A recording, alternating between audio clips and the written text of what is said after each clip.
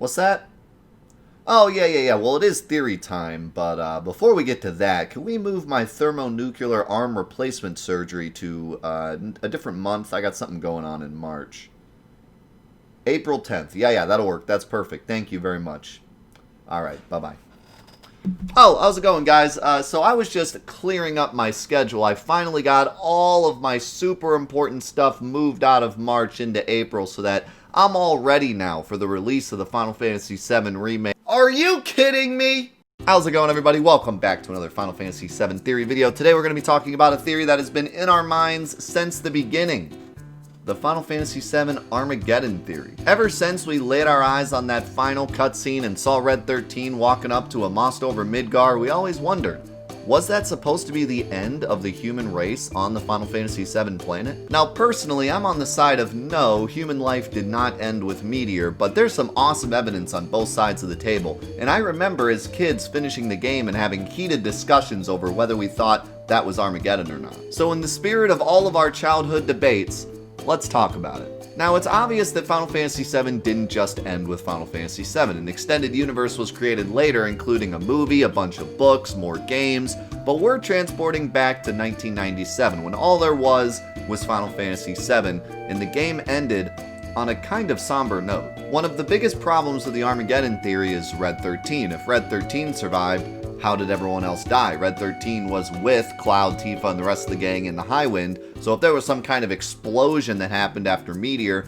or some kind of fallout with the Lifestream, Red 13 would have also paid the price. There's other big hints as well, though. For example, thematically, the Armageddon theory doesn't make a lot of sense. One of the main core themes of Final Fantasy VII is the Ancients and Aeris and her quest to protect mankind as a sacrifice. After all of the foreshadowing that Aeris would eventually redeem mankind, it would be kinda silly for her to summon Holy, protect Midgar from Meteor, and then the human race is still wiped out. In addition, there's the Laughing Children, potentially my favorite little tidbit that Squaresoft put in this game. At the very end of the game, after the credits, after Red 13 scene, the very last thing you hear before the game resets is children laughing. A lot of people take this little tidbit of audio as a nod from the developers that humankind still exists and Aeris' journey was a success. And I mean, that makes a lot of sense. Why else would you have children laughing at the end of the game? There really is no other children metaphors throughout the game. You barely interact with children at all.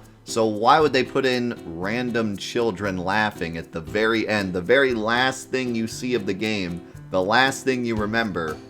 It seems like it would be pretty important, right? But let's take a look at the Armageddon theory a little closer, because a lot of people just saw mossed over Midgar and figured that's it, humankind is gone, but never really delved any deeper. First of all, the fact that Midgar is mossed over is a big piece of evidence towards the theory.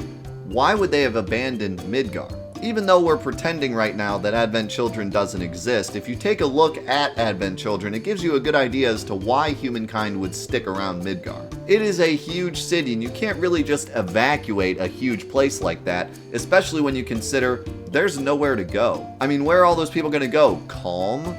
Maybe Junon if they can make it that far? Regardless, now that Shinra has been dethroned, there's really no reason to leave Midgar. You might as well just leave the Mako reactors there and start a whole new society. So the fact that Midgar is completely abandoned and mossed over only 500 years in the future, it seems like something is amiss. I said before that thematically the Armageddon theory doesn't really work, but that's just in terms of Aeris. In terms of the game's overall tone, it definitely works. The entire game, from the visuals to the music to the characters to the dialogue, is very dark and definitely fits a not-so-happy ending. Not only that, but the characters tend to tie off loose ends just before the end of the game. Cloud and Tifa have one final night together, Red 13 gets to find his father, Yuffie gets to reconnect with her father, Vincent gets revenge on Hojo, Cid gets to go to space, and Cait Sith Reeve gets to save the people of Midgar and complete his redemption arc.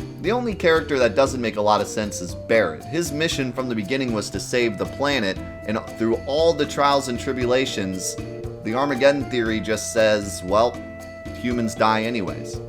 But I guess technically the planet's still there, right? So, mission failed successfully?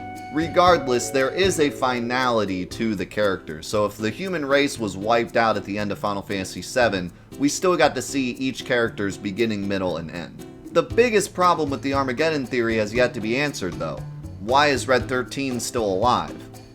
Well, I think I might have an idea. This might sound a little far-fetched, but stick with me here.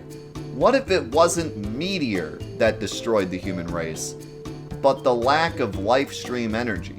Let's say that Meteor hits Midgar, and with the help of Holy and the life stream, Eris is able to lift Meteor off of the planet and save humankind. Let's say that Meteor hits Midgar, but with the help of Holy and the life stream, Eris is able to repel the attack and deflect it back into space. What if using all of that life stream energy to push Meteor away and heal the planet was a bit too much and the planet just simply ran out? All of the humans celebrate, but shortly realize that there's no energy left for them. Before you say anything, I know that Bugenhagen said that if a planet does lose all of its life stream energy, it would crumble up and die.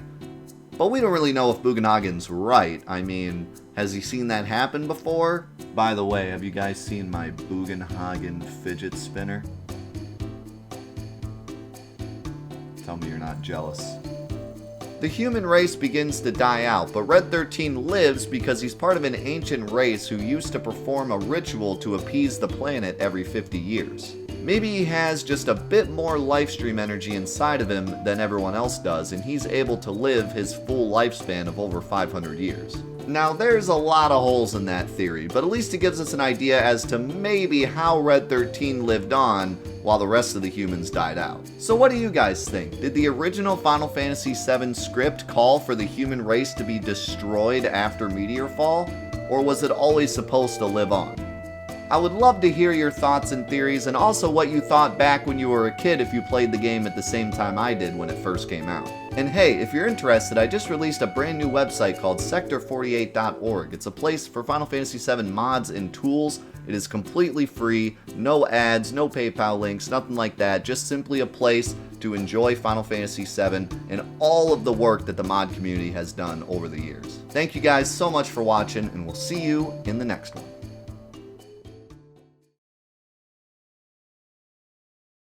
Yeah, I'm going to need that thermonuclear appointment moved again.